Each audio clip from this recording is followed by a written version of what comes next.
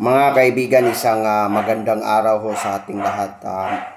May sagot at may tanong na naman tayo dito. No? May tanong naman tayo dito na kung saan ay we need to be answered this, mga kaibigan. It's around 10 o'clock in this, mga kaibigan, this morning, July 2. No? July 2 ngayon, mga kaibigan. So thank you so much, mga kaibigan, for these questions that you are raising up for this our Facebook page, mga kaibigan, regarding for those easement zone or yung ilang metro or the specific meters na to build, kasi ang gusto niyang malaman ay ilan bang metro mula doon sa mga rivers, riverbank, mga malalaking kanal, balibaga if you are in the urban areas or if you are in the progressive cities, mga kaibigan. So, we have also to tackle this, mga kaibigan. I am very particular to answer this strictly, mga kaibigan, because there is a lot of lawyers. If you want to satisfy your knowledge, to satisfy your satisfactions, mga kaibigan, just to ask the expert, which is the lawyer, mga kaibigan, because I am so limited knowledge regarding of this, mga kaibigan. Ang una niyang tanong, kailan ba ipapahinto yung mga saba kayo sa palibot, yung mga nagsaba-saba balibaga, mga kaibigan. So there is a specific role on that, mga kaibigan, na kung saan ito po ay palagi nating pinagdidiskusyonan. So, and also ilang metro ba mula sa mga sapa sa dagat kung if we are in the urban areas.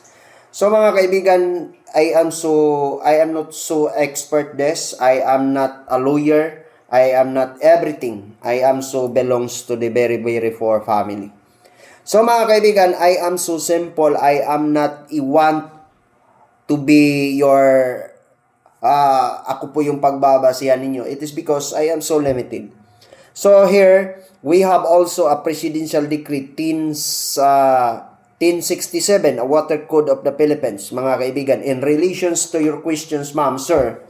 In Article 51 and also in Article 3 of this Water Code of the Philippines in relations to the 1987 Constitutions, Civil Code of the Philippines, and the Revised Penal Code of the Philippines, mga kaibigan. Here is the one of those questions. Ilang metro? Ilan bang metro? So, if we are in the urban areas, so may gulay. In the urban areas, like say for example, Tagum City, I think in Davao City, mga kaibigan, there is a water code of the Philippines. There is a specific rule or the specific regulations from the seashore. Riverbanks is from 3 meters, a minimum of 3 meters. Di ka pwede diha. Dire ra ka beyond of that, mga kaibigan. And also, mayroon tayong 3, 20, and 40, no, mga kaibigan. Basahin na lang ninyo yung binibigay kong article of the Water Code of the Philippines and in relations to the 1987 Constitutions, which is Article 12, Section 2 of the 1987 Constitution, mga kaibigan, which is the fundamental rules of the land, which is the fundamental law of the land, the supreme law of the land is no other than is the Philippine Constitutions. Beyond that, they are owned by the state, no, mga kaibigan. So, Article 12, if I'm not mistaken, Section 2, mga kaibigan. And also, in the Civil Code of the Philippines, regarding of your questions, ma'am, in relations to that, so we have also here, in Article 420 and 502, mga kaibigan, of the Civil Code of the Philippines. So, and also, if there is a violations to the waters also, mga kaibigan, so we have also a revised penal code, Article 328, 329. From the Article 328 and Article 329. So that is one of these questions, mga kaibigan. So sir, pag yung muho namin ay natabunan or sinundot or hindi siya nagsisitbacking, So mga kaibigan, in the Building Code of the Philippines, we have a rules. Mayroon tayong pagsisitbacking dyan. And also, under of the revised penal code, pagtatabunan mo yan, simpleng pagtabon lang ng permanent markers, which is the muhon, mga kaibigan, malaking kaso na ho yun. So, try to go to the expert, try to go to the lawyers in order for you to understand on that, no? So, that is only for the aid of your knowledge because I am not expert here.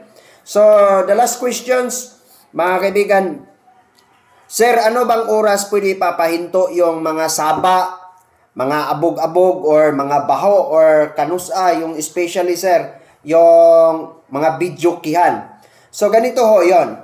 Walang specific, no? Kahit basta nadidisturbo na ang silingan nimo, ang imong kuan, yung binibigay ng mga city ordinance, provincial ordinance, or barangay ordinance, or municipal ordinance, that is ilewi, mga kaibigan. But, the law says, kung kailangan ipapahinto, kahit adlaw man na, alas 7 pas buntag, isabaan na jud ka, ipaundang. That is under of the Article 6E2, Section 8 of the Civil Code. Mga kaibigan, is meant against nuisan. Yung magbabarina, yung nagtukod og building, yung kuan sa imong gutter, makadisturbo na sa imong silingan, didto na. No, didto na siya maigo. So anytime, kaya noon when I was a patrollers of the Tagum City Police Stations, I would like to ask, because there is an arrogant people, no, mayroong mga arroganting ganon. So that's why I explain it, no, mga kaibigan. Yung hindi binibigyan lang ng leeway yan. Like for example, nagbe-birthday yung as imuhang neighbor, or the neighbors are celebrating their birthday. And then there is allowable ang kasaba kung musugot ang silingan na kung saan hindi maglalagpas ng 10 o'clock. But that is an ordinance. But the law says, mga kaibigan, na kung saan, kung kailan nakakadisturbo na kayo, nakakadisturbo na yung video kay banha na jud kaayo, paunda nga anytime. Paunda nga. Under of the 6E2 of the Civil Code and Section 8, the easement no against nuisan. Naa dyan lahat. Yung magbarina sa gabi, yung even yung lights, glaring of lights, patubang sa imong balay. That is against those, mga kaibigan. Try to research it, try to understand on it. So, if you want more knowledge about this, and then try to go to a lawyer. So, thank you so much.